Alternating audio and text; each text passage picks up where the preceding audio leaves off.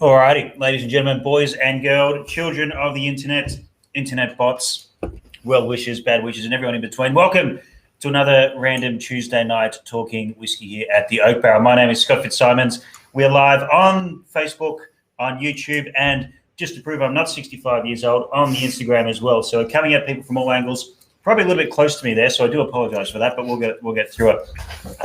Talking tonight, all things Angels Envy whiskey out of the States. Sitting to my right, we have a very good friend of myself and of the Oak Barrel, bit of a Sydney whiskey institution in himself, Mr. Simon Hopkins. Mate, g'day. How you doing? Good, man. Real good.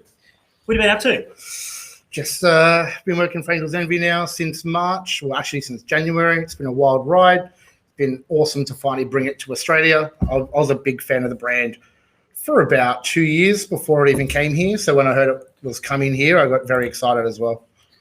I don't think you were the only person who was a fan of this brand before it came to Australia, and it's quite an interesting little American whiskey brand. We're going to delve into that tonight, the next half an hour, 45 minutes, whatever we do. But do you want to talk a little bit about yourself and where you sort of got into whiskey and now into Angels Envy and that sort of thing? Yeah, man. So been in Sydney bar scene for well over 10 years now, but really it was when I was at the Clock Hotel in Surrey Hills working with Dan Milner, Glenn Firth, Tynan. They had the whiskey room there. It used to be a great little whiskey bar. And I used to finish my day shifts and sit in there and save my manager meal till the end of the day, have a steak, have a whiskey. And then those boys really kind of started to share their love for whiskey with me, which got me really into it. And I've naturally got a sweet tooth. That's why I'm a bit of a larger boy. I love custard tarts. It's my favorite, creme brulee. So I like sweetness naturally. And that's why I gravitated towards American whiskey. I really enjoyed the sweetness from the oak. And then from there, I did the renovations at the old Zanzibar to Webster's Bar, set up the whiskey bar there. Then from there, I went to brief stint at Opera Bar.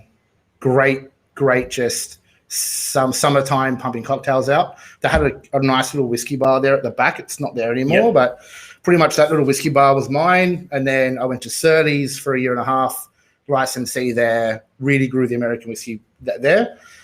And then now I'm at NOLA, so I'm the bar manager at NOLA now. So we have the largest public American whiskey collection in Asia Pacific, anywhere between 500 and 600 bottles, depends on my orders.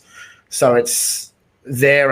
I love going to work every day and being able to pick the bottles up and talk about them and learn about them. So yeah, it's been great. Done a little bit. I just want to say a quick couple of g'days to David and/or Caroline Taylor out of Tassie there, to Whiskey Wine Hustle on the Instagram. I'm going to try and monitor both, but as I said before, I'm very old, so give me time to do it. And to Justin, who looks like they're a bit of a fan of Angels Envy as well. I mean, so you've been around, and I'm going to go maybe a little bit off brand, but you've done so much on so many different angles for American whiskey in Australia, but then in Sydney. From my point of view, we've seen a real big boom in the last 3 years, not only just interest, but like access to American whiskey and that sort of stuff. Going back a little bit further than that, like where do you see American whiskey in general in Australia now across all different types, as opposed to it was 5 years ago and maybe some earlier? Well, every other week there's another brand arriving, there's another SKU arriving. Australia has always been the second largest consumer of American whiskey outside America. So we've always had that passion and love for it. But now I think the general consumer, you guys are drinking I'm not going to say better whiskey, but you're looking for the more unique, you're looking for the more higher end. And that's the brands are supporting that. The stuff that we can get down here, it's amazing. We get Americans come into NOLA all the time and they're blown away by what is on our back bar and what's available. So I think it's just we're kind of growing up a bit more and realizing that there's more to the category than, say, the big three. Yeah, excellent. I mean, it is. I think as well, there's that element of American whiskey, just like your entry level Scotch, being that mixer concept, and then all of a sudden, as this sort of the rarer brands and the more dare I say interesting American whiskey brands started appearing, they came out of the woodwork. Yeah. All of a sudden, I don't need to go over and deal with customs and taxes and all that sort of stuff to get what I want. It was being brought in by distributors, whether it was big or small. But yeah, there's a real thirst. We've seen here at the Oak Barrel, particularly in the last 3 years, just being able to get access to some of the stuff we want, just go through the roof, which is great, which is something we haven't really seen before. But we are here to talk about Angel's Envy in specifically and in quite a lot of detail if we can. So, look, for those people, there's already, I can see people on G'day to Adrian Whiskey on the Instagram as well. Already people who are quite familiar with the brand, but for those who might not be familiar with the brand, like what is Angel's Envy? Where does it come from? Is it a distillery? What is it 101?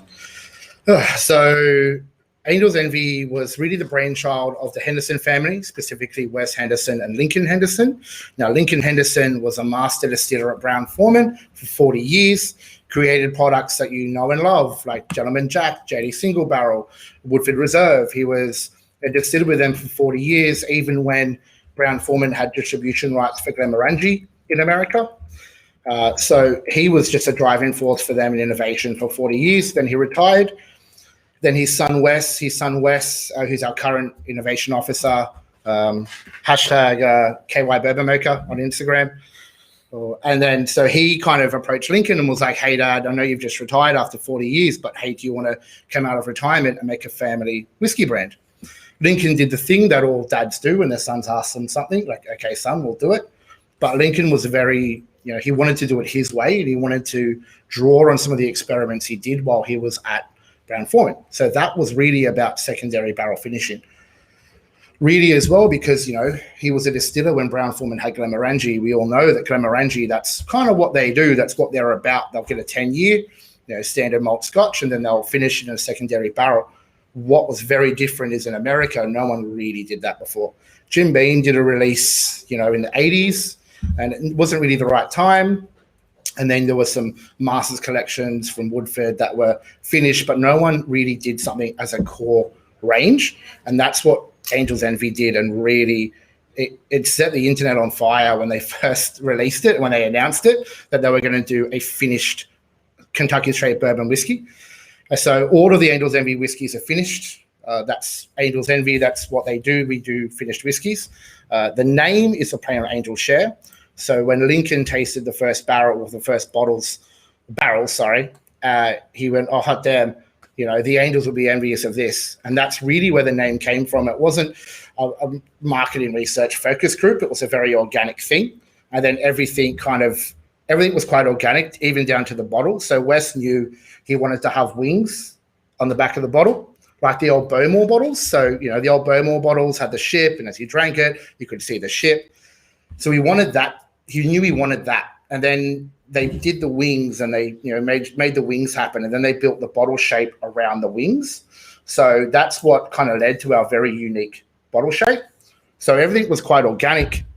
Even for those who have a bottle, there's expression 1010 on our cork. So what that was is we filled our first port barrel in 2010. They thought, okay, 6 months of port finishing, that'll be enough. So they ordered, it was like 100,000 corks or something with expression 1010 on it. And then Lincoln and Wes and Kyle, they tried it. And Lincoln was, it's not ready. So they pulled everything out, let those barrels dry out a bit, dumped everything back into the port barrels. And then they launched in March. It was ready in March 2011. And I think it came to market more April 2011. So it's a very different approach. It's not your usual, style. It's not your usual approach to a bourbon brand. It's very unique, which half the reason why I was drawn to it. I tried it for the first time when I was in Louisville about 3 years ago. Came back to Sydney, found out Bacardi owned the brand, and bugged everyone at Bacardi Sydney for a bottle. They were like, nope, sorry. And then I heard about late last year, I heard rumors that it was coming, and they just, bugged them until they gave me a job as a brand ambassador, pretty much. Well, that's the way that most brand ambassadors get their jobs. It's the way I got my job here at the Oak Barrel, so it works.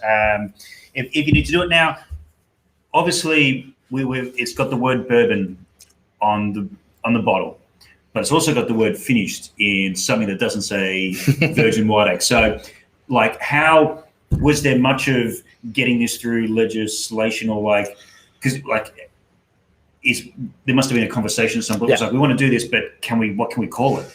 So technically we're a distilled specialty spirit, but the reason why we can still put, With the TTB, the Tobacco Trade Bureau, they're the guys in America that, if you submit your label, they approve it. And they have to approve every little word on this label. So as long as we list exactly what we do to the whiskey, it's fine. So we are a Kentucky straight bourbon whiskey, finished in port wine barrels. As long as we always say what we're doing to it, as long as it's always on the bottle, as long as we're transparent, that's okay. Kyle has a good saying that you can't unbourbon a bourbon. And we go through all that initial aging, and we go through all the right laws to be called a straight bourbon. We just pull that bourbon out after about 4 to 6 years and throw it into a ruby port barrel for about 6 months. So as long as we list exactly what we're doing to the whiskey, it's all good. Yeah.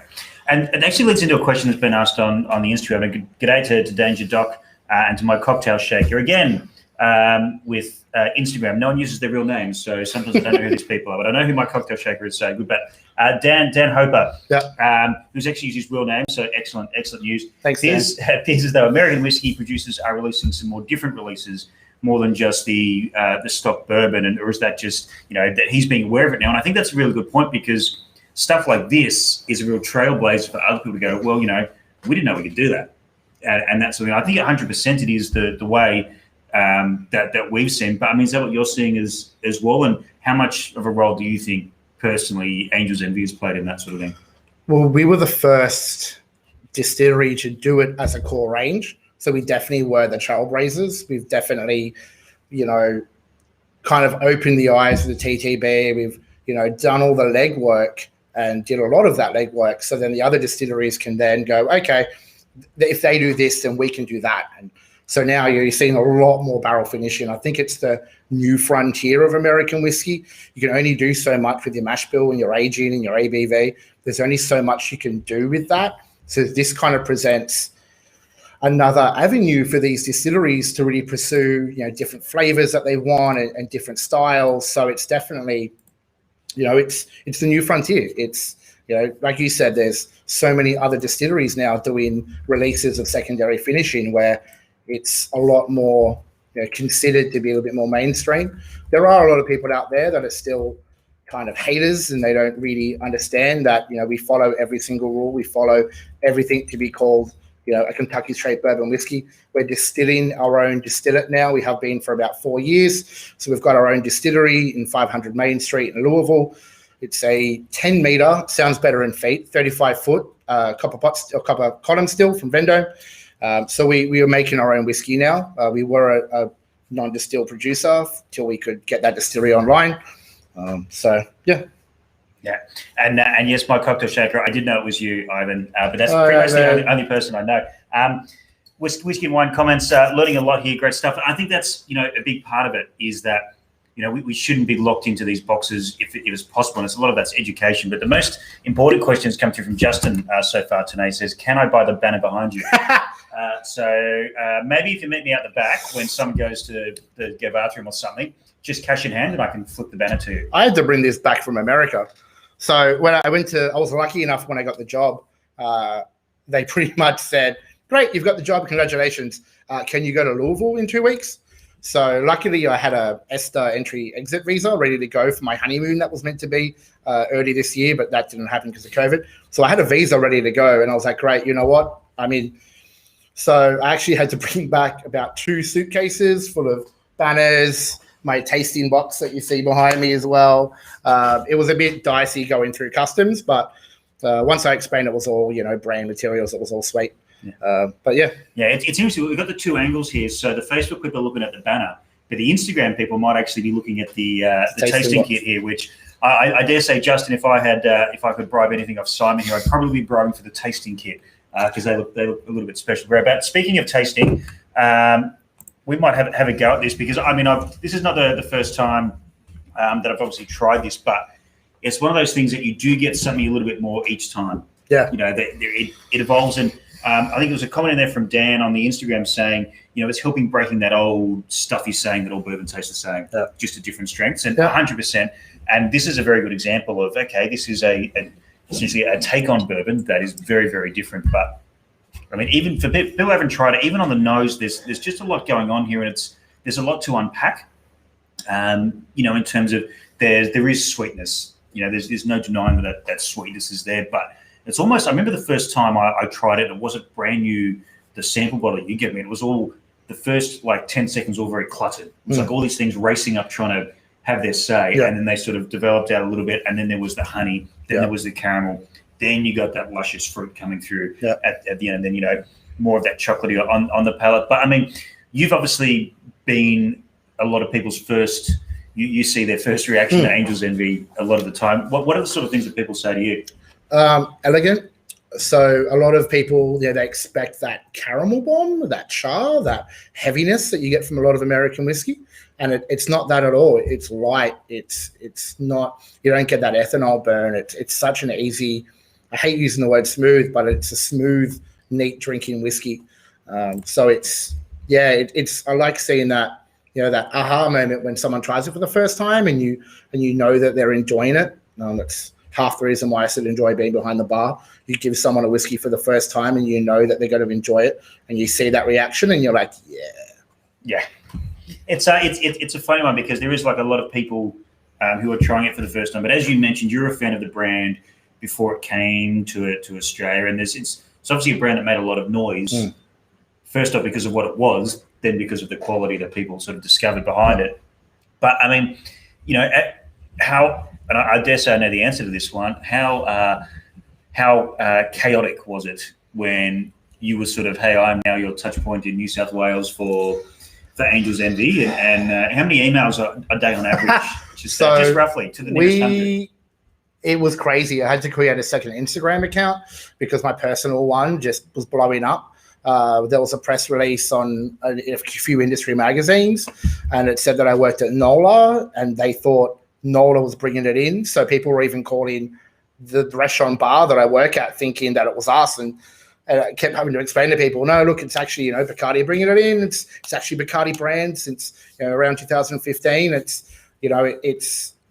not me bringing it in, with a shipping container. It's going to be here and it's going to be here to stay. And it did get a lot of people offside because of the way that we've launching Angel's Envy. So, we started out with 20 bars in Sydney, 20 bars in Melbourne. We have enough stock to last us. Shout out to the Melbourne guys. People. Yeah, ready for opening tomorrow. Fucking excellent news. So then all of our Melbourne friends, you'll start to see bottles down there as well in the bars when they slowly start to open up. So we started small, you grow the brand in bars and then you move to bottle shops like Oak Barrel. So that's what we did.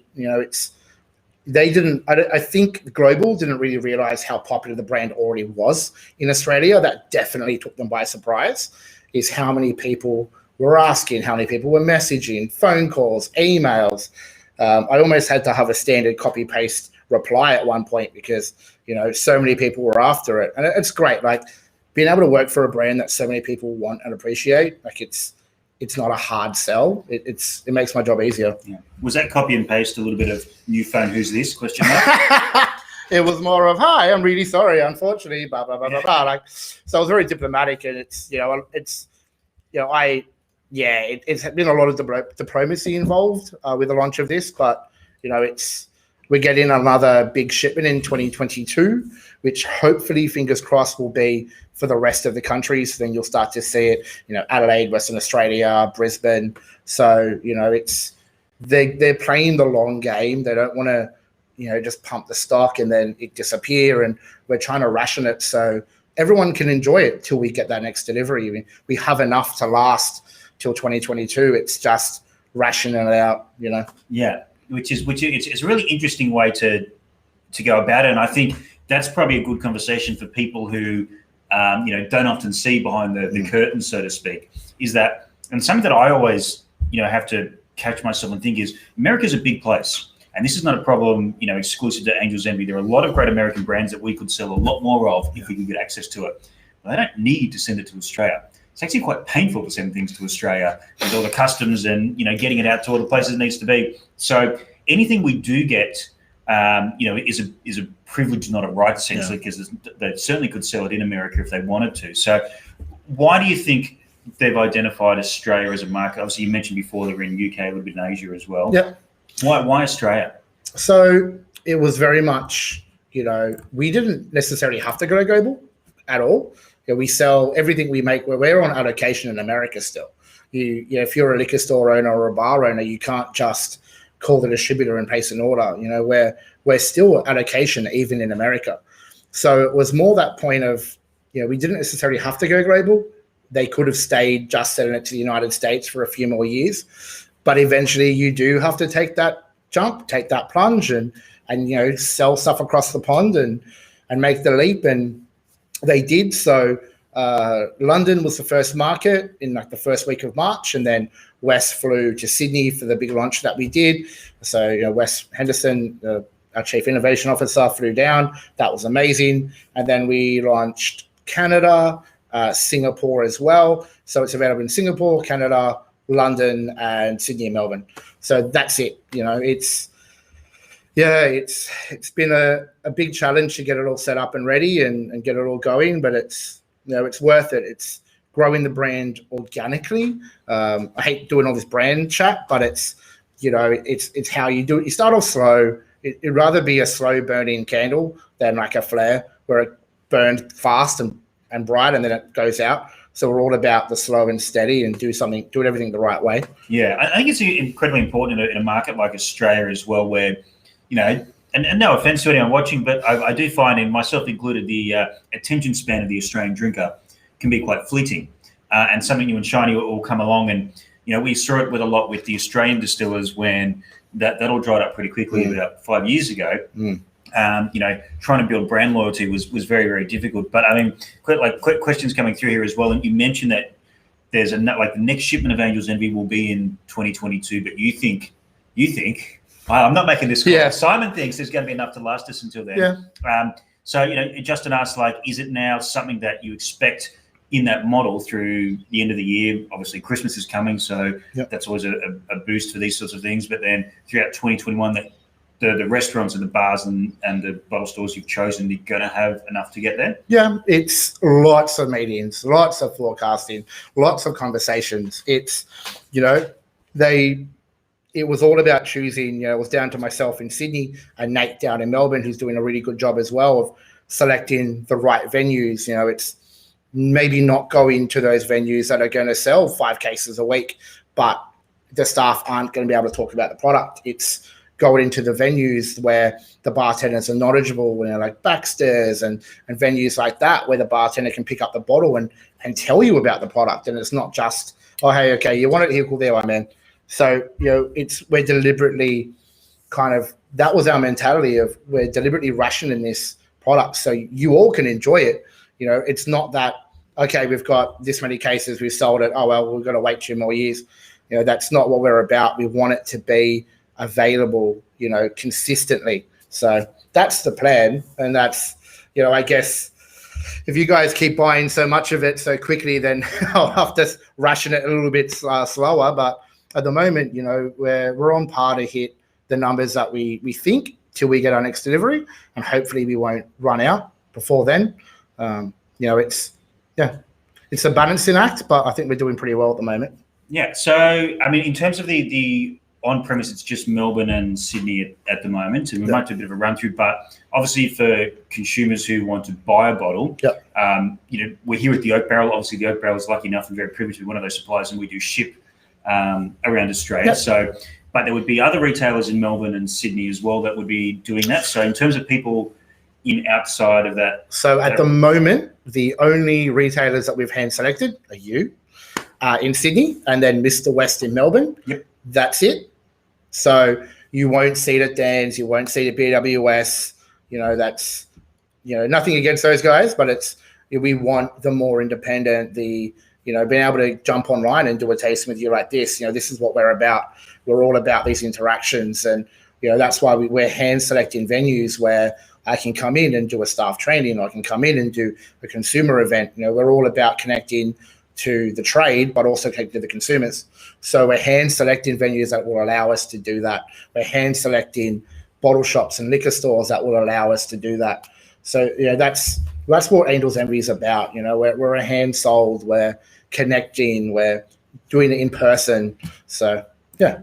Yeah. I guess I'm obviously not as familiar with the Mr. West business, but they would have some sort of online presence as well. Yep. So if you are in another part of the city or part of Australia rather that isn't Sydney or Melbourne, there are still opportunities to get bottles out to you around the country at the moment. But just on that note, do you maybe mention a couple of the Melbourne bars that would have it? Do you know too many of them, or is that a Nate question? Not at the moment. That's a Nate question. Yeah, okay. They've only just reopened, so I think maybe Nate can jump on here in another month, and he can give all you guys a rundown of where to buy it in Melbourne.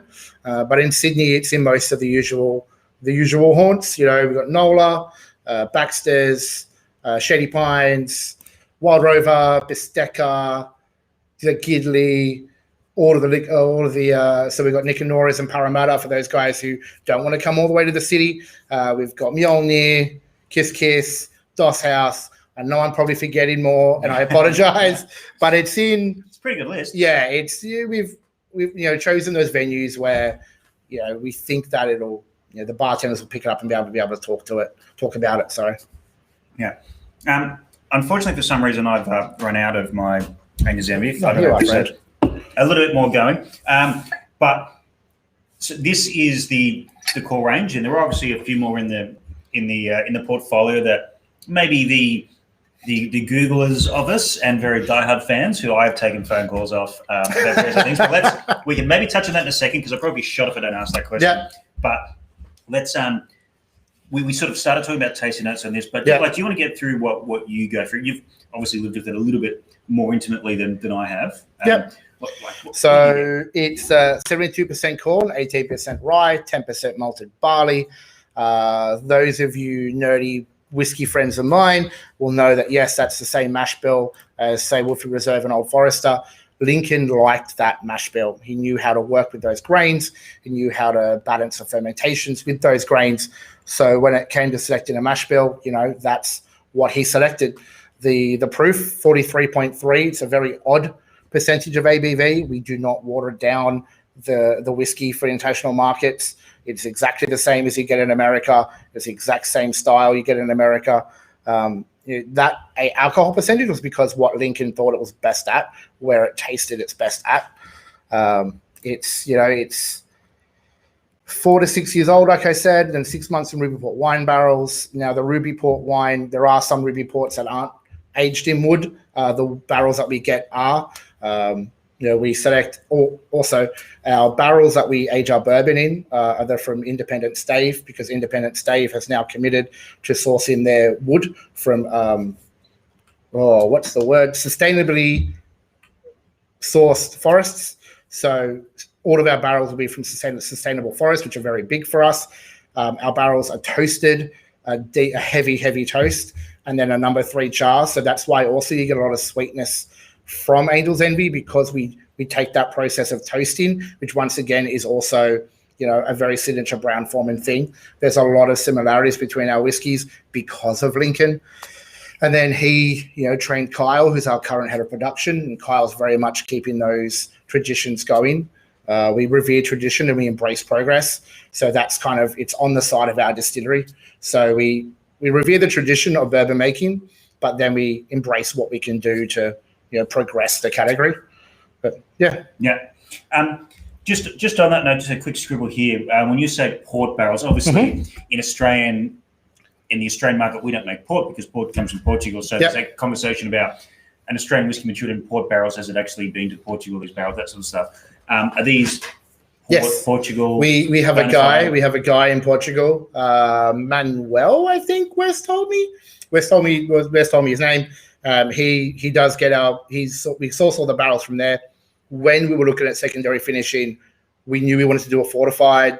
Wes really likes Madeira, Tawny and that kind of ports. We settled on Ruby mainly because it was the easiest barrel to source at that time. He was quite open with that, and Kyle's quite open with that. We chose Ruby because we could get those barrels.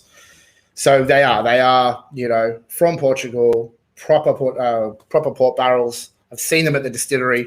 The distillery is a great time. Tours book out very quickly. Even on our distillery tours, we only allow, I think it's 15, 20 people max on a tour. So even our tours book out weeks in advance. So if anyone, when we can travel again, is looking at going over, please book ahead of time or reach out to me, and I can try and get a spot on a tour for you. It's a very beautiful distillery. Yeah. So speaking of distilleries, and I apologize to my friends on the Instagram here, because I'm going to share a screen on the Facebook stream, and you can actually see Simon looking very, very good at a distillery. And something struck me when you sent me this image yesterday was, you know how sometimes people say dogs look like their owners? Yeah. Do distillery brand ambassadors look like their distilleries? Because the way that distillery is framed around you, your beard color is pretty much halfway in between the whiskey color and the color of the walls. So is there any truth? Can you confirm or deny that distilleries look like their brand ambassadors? I've never noticed that until you pointed it out today, that my beard is the same shade of copper and our walls. It's a very good insight. Yeah. I actually look pretty good for how early in the morning that was when we were at the distillery. I think it was about 10 a.m. I was in the distillery for about 3 days of training, did a full tour with Kyle, our distillery manager, and he was absolute legend. And, if you've ever been to Louisville, you know how good those bars are. So I think I look pretty good for how tired I was. Yeah. I've visited a number of distilleries. I know a lot of people have visited distilleries in Australia, but visiting a distillery in Australia is very different to visiting one in Japan or in Scotland or in Ireland or in America and that sort of thing.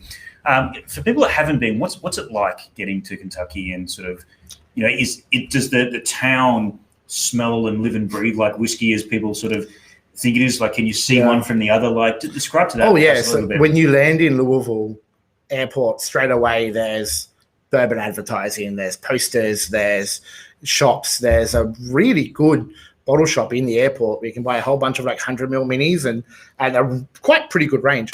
So as soon as you land in Louisville, you're in bourbon country.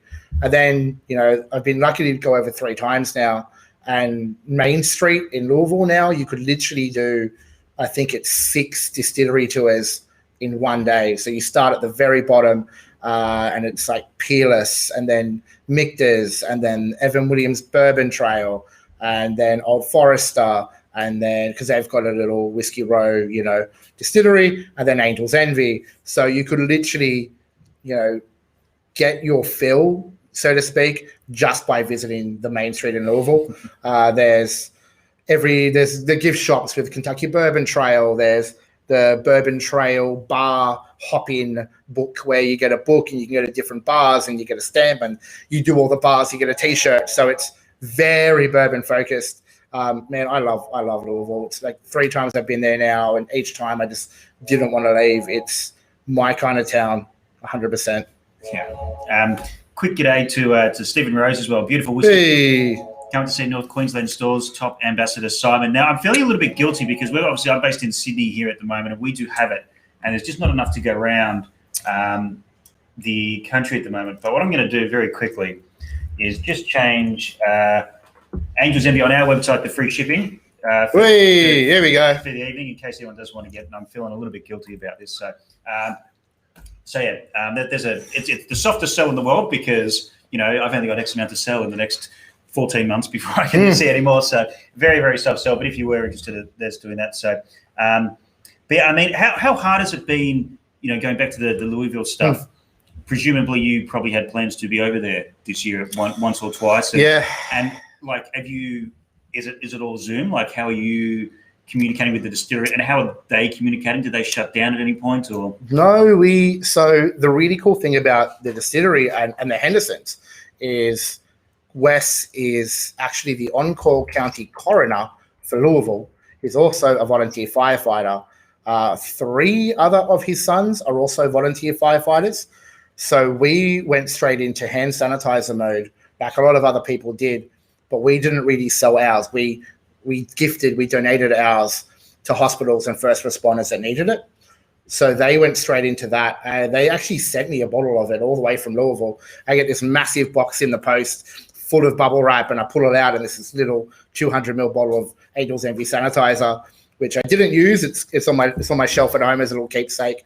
But we didn't really shut down at all.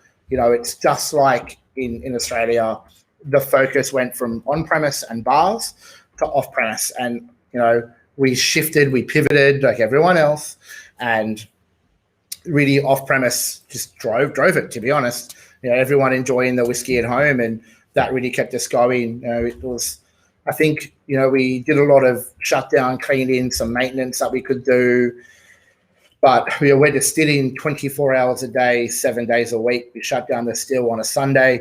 We throw some acid down it, clean it out, scrub it, and we boot it back up.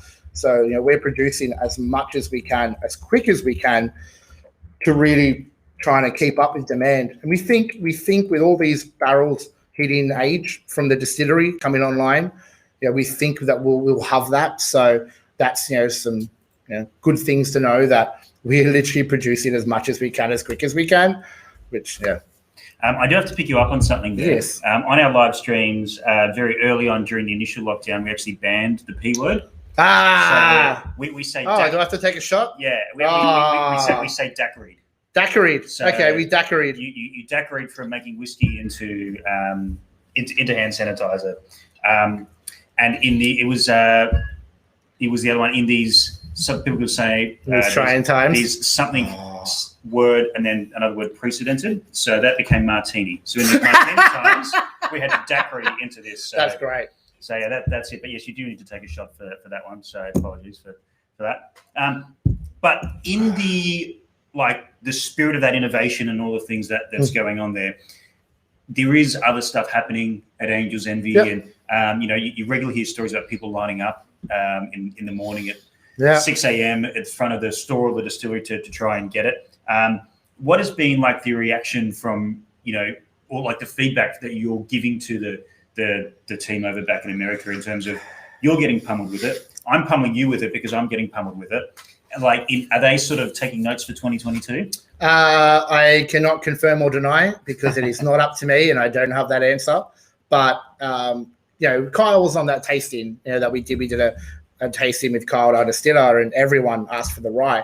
The rye is amazing. It's a 6 to 8 year rye finished in rum cask for 2 years. And that's the expression that I tasted, that I was like, what is this? I need this. This is amazing. And that is the most asked question on my Instagram from everyone. Everyone wants the rye. Now, we release the rye twice a year. It's a core product, but it's not, it's not a mass-produced product.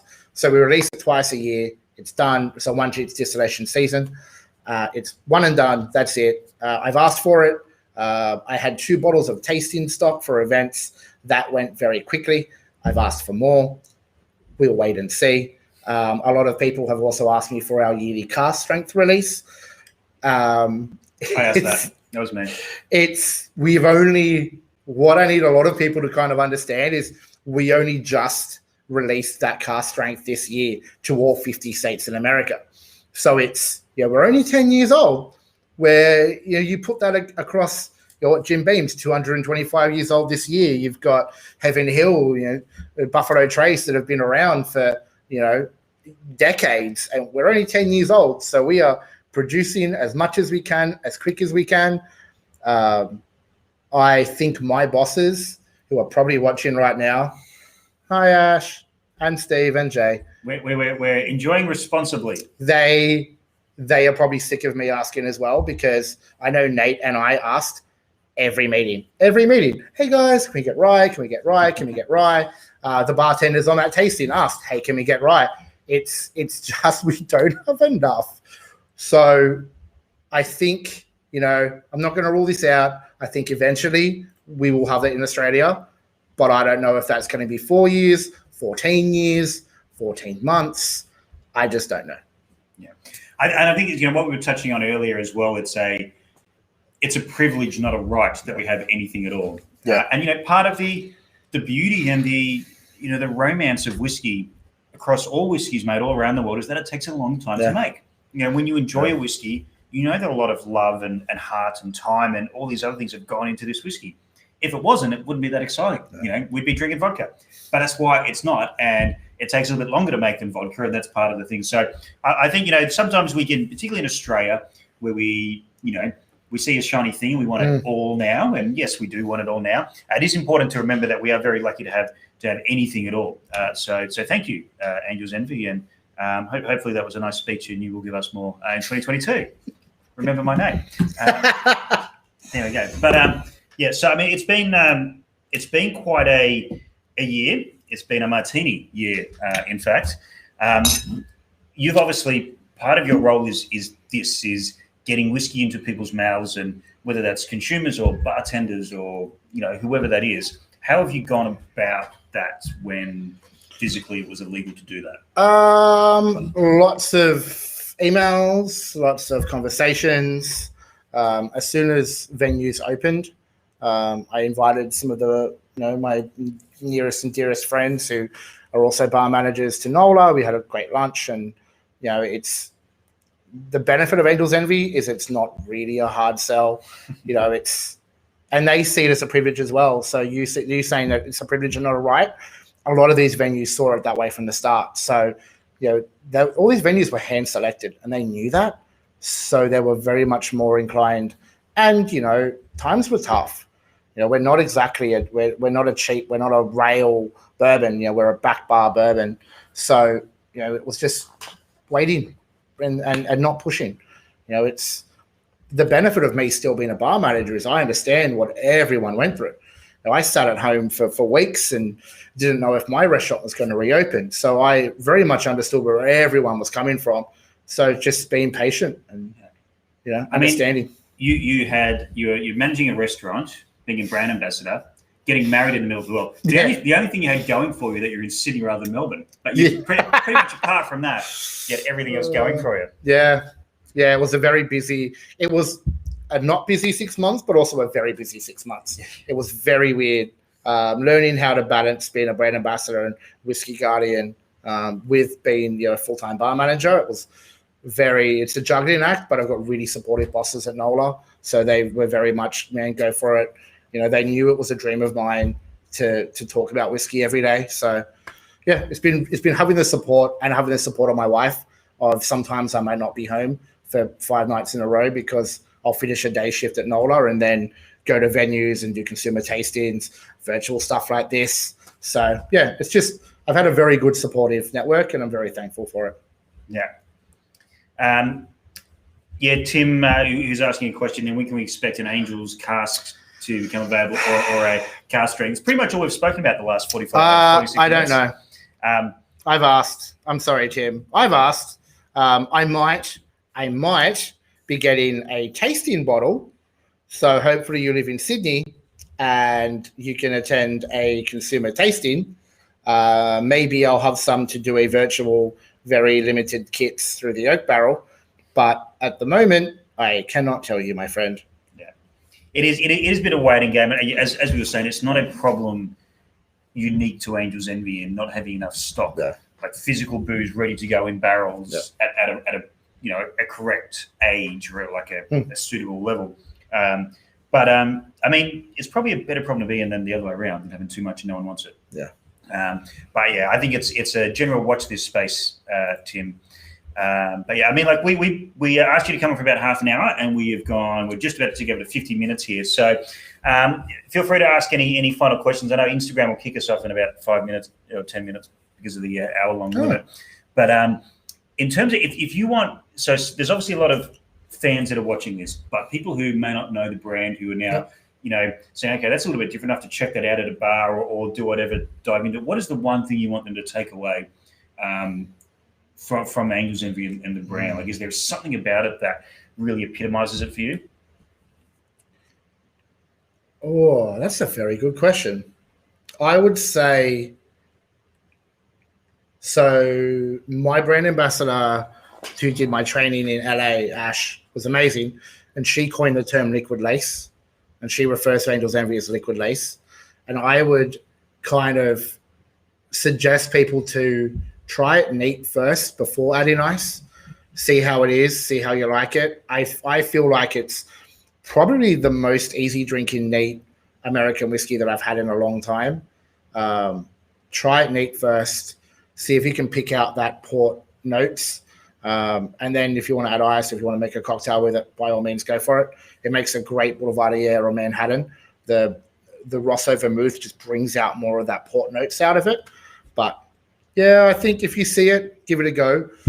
It's not that expensive in Sydney bars, which is really great. I think maybe Sammy has it the cheapest in Sydney. I think it's like under $15 for a nip at maybe Sammy, which is ridiculous in a good way. In a good way. So yeah, like you'll see it around. If anyone really wants to know where they can, just grab me on Instagram, send me a message. That Whiskey Guardian Sydney, which is a play on the old bourbon. I used to have a bourbon blog called That Bourbon Guy. Then I changed to That American Whiskey Guy. So when I changed it to That Whiskey Guardian Sydney, so Whiskey Guardian is what we call our brand ambassadors, because they see it not just as we're brand ambassadors, but we're also like protectors of the brand, protectors of the whiskey. You know, we're not going to go and do stuff that's not really what we're about. If that makes any sense. Yeah, I think so. It's just that whiskey. That Whiskey Guardian Sydney. I reckon I got it right the first time. That one just going up there, we'll tag it on there. But look, I think for me, if I held the mirror up and asked myself the same question, it's one of the American whiskies that we are getting really, really excited about for different reasons. We get excited about a lot of things here, but the ones that we're getting excited about is that innovation, which we love to see across all categories.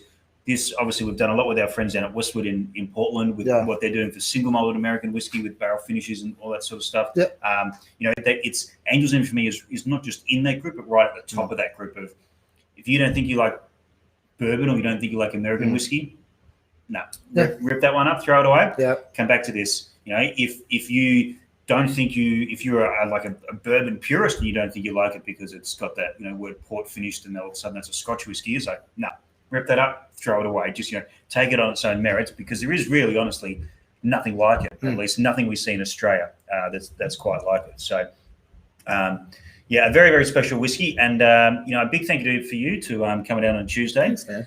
We have bars open in Sydney here at the moment, so there's other things you could be doing. So I appreciate you coming down. Thank you to everyone watching on the Instagram, on the Facebook. Hope you saw things. Tim prefers it neat or just over ice or water. I think that's the way that I've been enjoying it as well. Neat for me personally. I think the softness, we didn't really talk about the texture of that. We mentioned the word elegant, but that softness on the mid palate I think is really important as well. But yes, we do have it on the website. Hit up Simon if you want to know where you can grab it in bars if you're just trying to try it from the nip, just in Sydney and Melbourne at the time being. But yeah, there is obviously ourselves as a retailer, Mr. West down in Melbourne, who can send it to you wherever you are in the country. But yeah, we will see you back very, very soon. And again, cheers, mate, for popping down. Cheers. Thanks, guys.